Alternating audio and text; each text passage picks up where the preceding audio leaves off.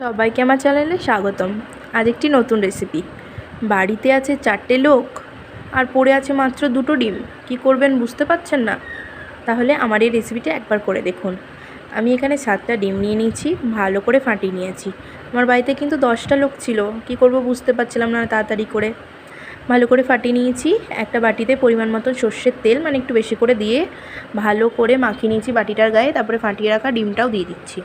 তারপরে কড়াইয়ে পরিমাণ মতন জলকে খুব ভালো করে ফুটিয়ে নিয়েছি। এবার যে ব্যাটারটা ডিমের, ওটা আমি বসিয়ে দিচ্ছি জলটার মধ্যে। প্রায় 1 ঘন্টা মতন আমি এটাকে ভালো করে ভাপাতে দিয়ে দিচ্ছি।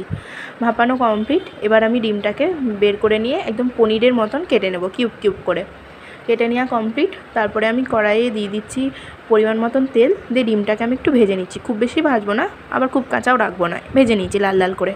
তারপরে আবার কড়াইয়ে দিয়ে দিচ্ছি সর্ষের তেল, ফোড়নে দিচ্ছি কালো জিরে, তারপরে দিয়ে দিচ্ছি আলু, তারপরে দিচ্ছি পেঁয়াজ। ভালো করে নেড়ে চেড়ে দিয়ে দিচ্ছি একটা গোটা টমেটো।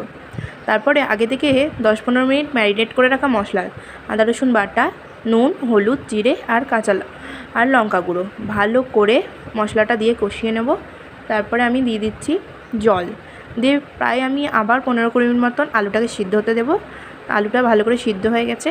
এবার আমি দিয়ে দিচ্ছি ভেজে রাখা ডিমটা, দিয়ে আমি গরম মশলা, সামান্য পরিমাণ চিনি আর সামান্য পরিমাণ ঘি দিয়ে একটু ভালো করে নেড়েচেড়ে ফুটিয়ে নিয়ে নামিয়ে নিলেই রেডি আমার ডিমের এই রেসিপিটি। আর রেসিপিটি ভালো লাগলে অবশ্যই লাইক, কমেন্ট, শেয়ার আর সাবস্ক্রাইব করতে ভুলবেন না। ধন্যবাদ সবাইকে।